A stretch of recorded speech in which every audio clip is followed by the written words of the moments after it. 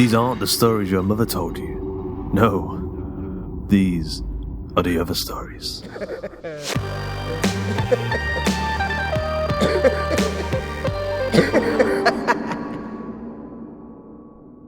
Today's episode of The Other Stories is The Tarpin Maze, written by Jesse Krenzel and narrated by Justin Fife. The gray daylight was dying by the time Peter Garrett arrived at the gated entry to the Tarpin Estate in upstate New York. A bitter cold gust swept a wave of dead October leaves clattering across the roadway when he lowered the car to press the call button. The intercom responded in a woman's voice. "Mr. Garrett, please enter." He waited for the ornate iron gate to creep open, counting the years since he'd been here. Then he started down the quarter-mile drive through a forest of naked trees that finally parted to reveal the mansion and its crisply manicured surrounding acreage. Seeing it again now, the sheer size and grandeur of the estate impressed him anew. As a child, he'd attended the memorial service for Herbert Tarpin, a distant relative whose industrial patents generated the money to pay for this place and establish a family dynasty. Instead, the 100 acres of ground once held sacred by a nearly extinct Native American tribe had brought nothing but loss and death.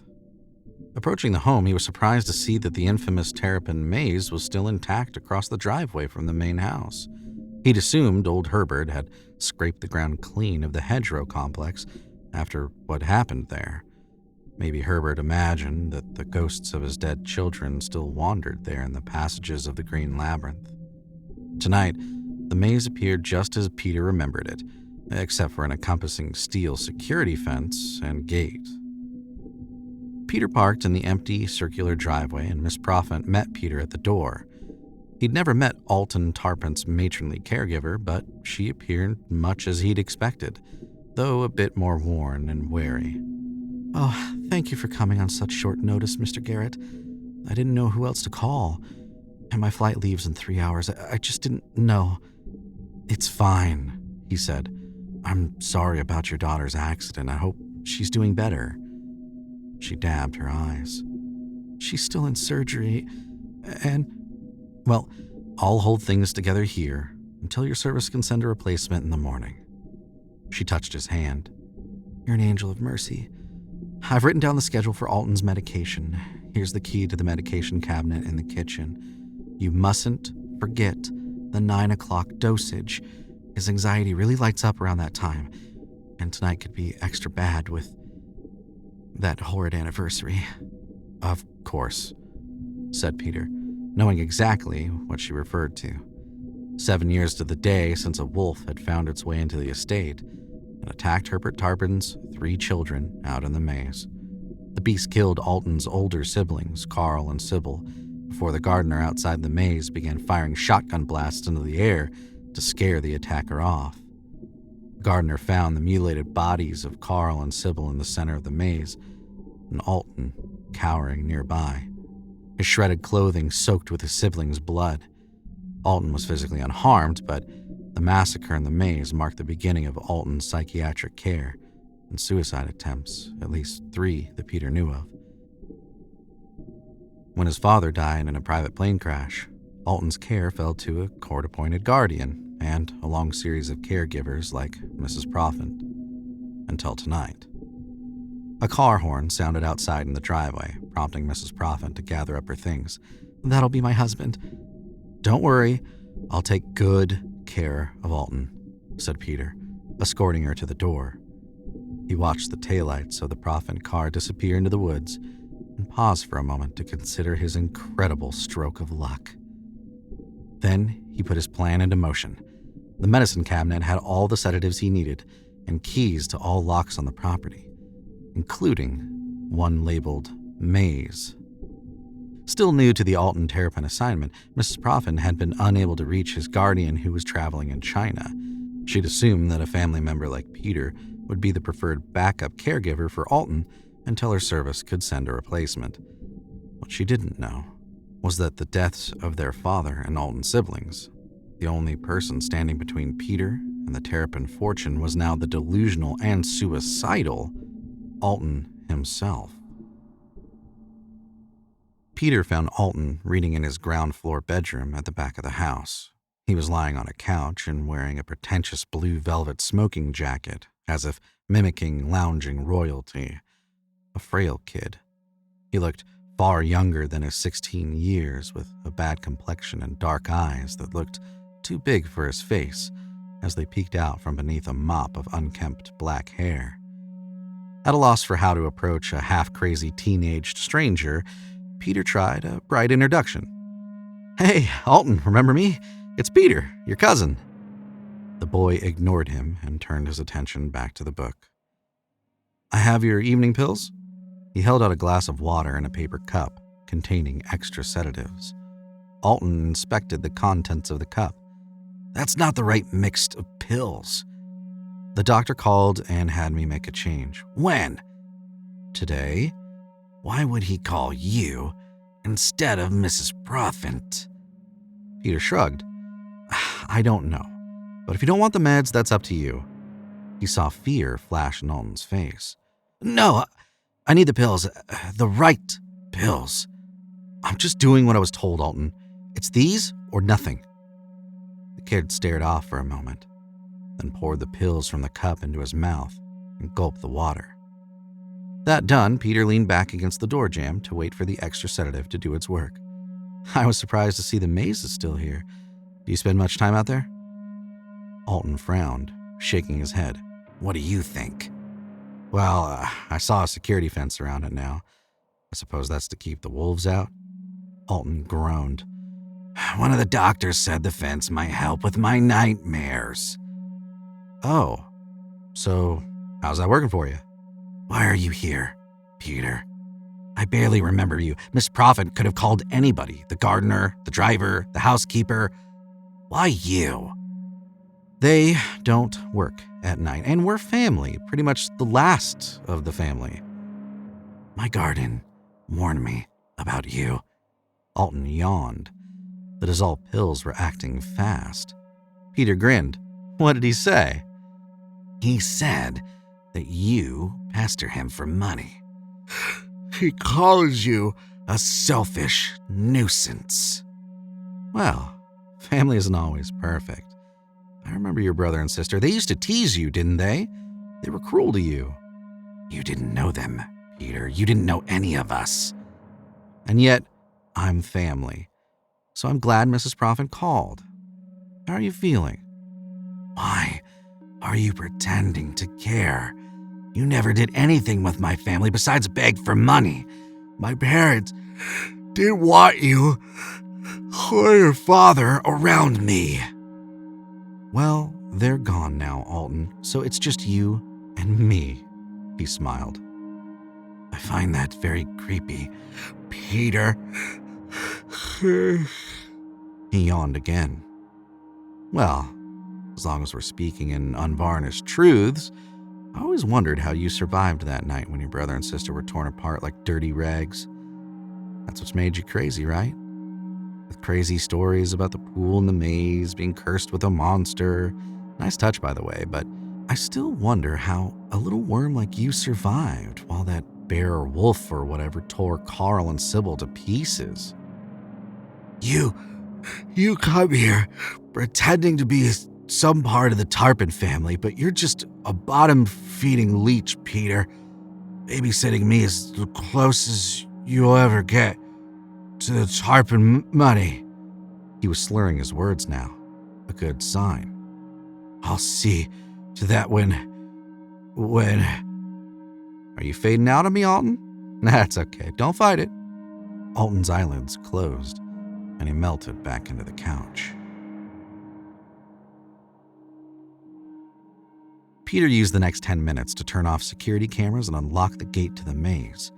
When he returned to Alton's room, the kid was snoring softly with his head back and mouth open. He hefted him over his shoulder and carried the last 85 pounds of Tarpin humanity out the front door to the maze across the driveway.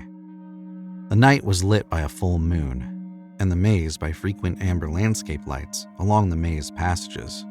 The dense hedge walls felt thick and strong to the touch, far too strong to step through for a shortcut. Peter entered, counting the turns and reciting the sequence he'd gleaned from a satellite image of the maze. 2, 3, 1, 3, 3, 4, 4, 2, 3. The numerals corresponded to the sequence of left and right turns that would lead him to the center maze and the pool where Alton would commit suicide. Peter's story would be simple. Alton attacked him, hit him with something, and took the key to the medicine cabinet, where he found the other keys to the security camera closet and maze. Then he overdosed himself and wandered into the maze pool to join his precious brother and sister in death. Not a bad plan that Peter had improvised in less than 30 minutes. Thank you, Mrs. Province, for your unexpected call for help. The coincidence of the siblings' death anniversary made the plan positively irresistible, and for the moment, all Peter had to do was follow his memorized turn sequence. But the kid's weight soon began to tire him. To stop and rest meant picking up 85 pounds of dead weight from the ground, which, at this point, would be difficult, and he couldn't risk dragging Alton. That would leave telltale drag tracks on the path, strong evidence of foul play. The police would look carefully for such evidence when they learned that Alton's death meant Peter would inherit. By the fifth sequence of turns, Peter was stumbling and breathing hard. His expelled breath looked like yellow puffs of steam in the chilly night air. He paused to rest, but a sudden doubt overtook him. Was that my fifth set of turns or my sixth? He calmed himself to think. It's my fifth sequence. That's 3 right turns, then left at the next 4 junctions for the 6th sequence. Come on, Peter, hold yourself together. You're almost there. The distance between the turns of the passages grew shorter, suggesting he was now nearing the center of the maze.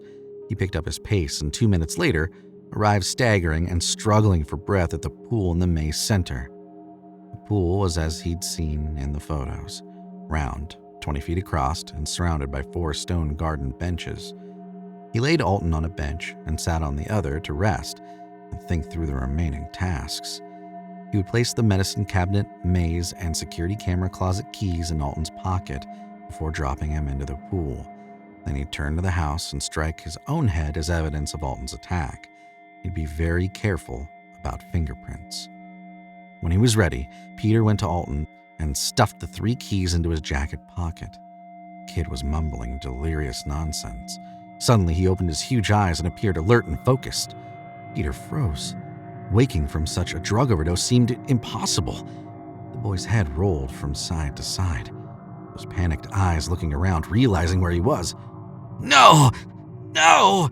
he shouted. "What have you done?" He struggled to sit up and began screaming at a piercing high pitch that felt like knives thrust into Peter's eardrums. Peter thrust an arm under Alton's arching back and lifted. He staggered to the edge of the pool and dropped the boy in. The splash sounded like a deep water dive. The screaming turned to coughing, gasping breaths as Alton thrashed about for a moment.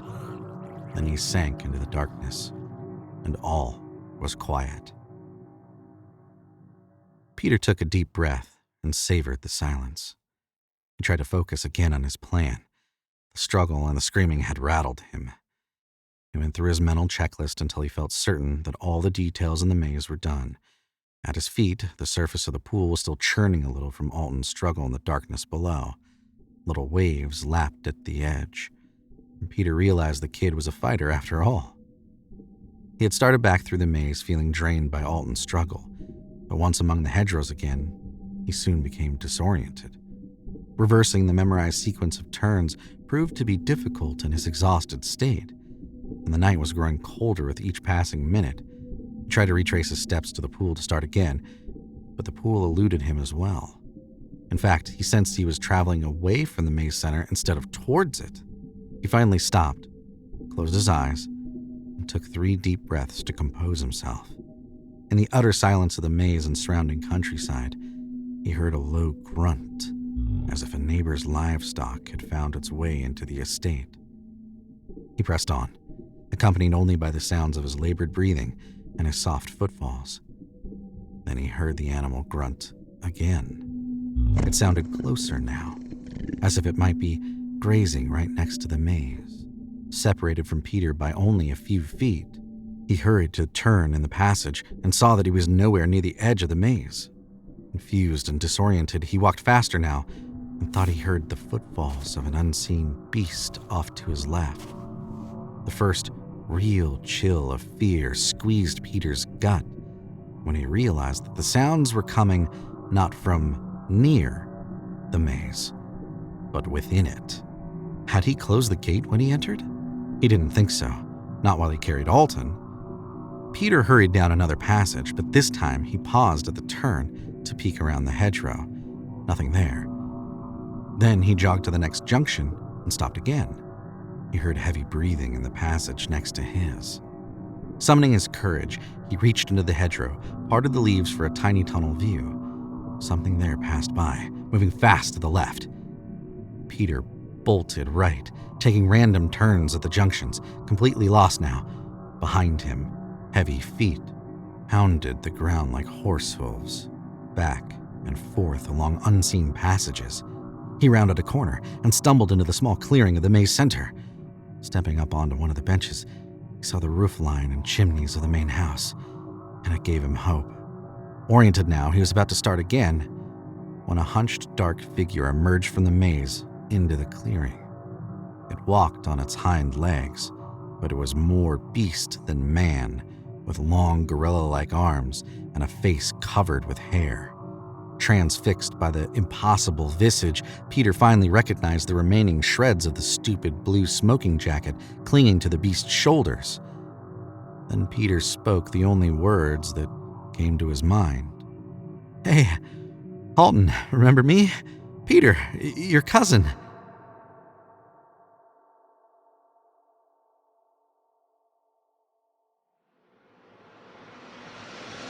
I hope you enjoyed today's episode of The Other Stories. The Tarpin Maze was written by Jesse Krenzel, narrated by Justin Fife, produced by Duncan Muggleton with music by Duncan Muggleton and Tom Robson, and sound effect provided by freesound.org. The episode illustration was provided by Luke Spooner of Carry On House. A quick thanks to our community managers Joshua Boucher and Jasmine Arch, and to Joshua Boucher for helping with our submission reading. And of course to Ben Errington, the MC Escher of social media, bewildering, confusing, and yet so damn enticing. Check out more of Jesse Krenzel's work at jessykrenzel.com. That surname is spelled Krenzel. And Justin Fife is a voice actor and podcaster. You can follow him on Twitter at @JustinB5. The Other Stories is a production of the Story Studio Hawk and Cleaver, and is brought to you with a Creative Commons Attribution, Non-Commercial, No Derivatives license. That means don't change it, don't sell it, but by all means share the hell out of it. So, until next time.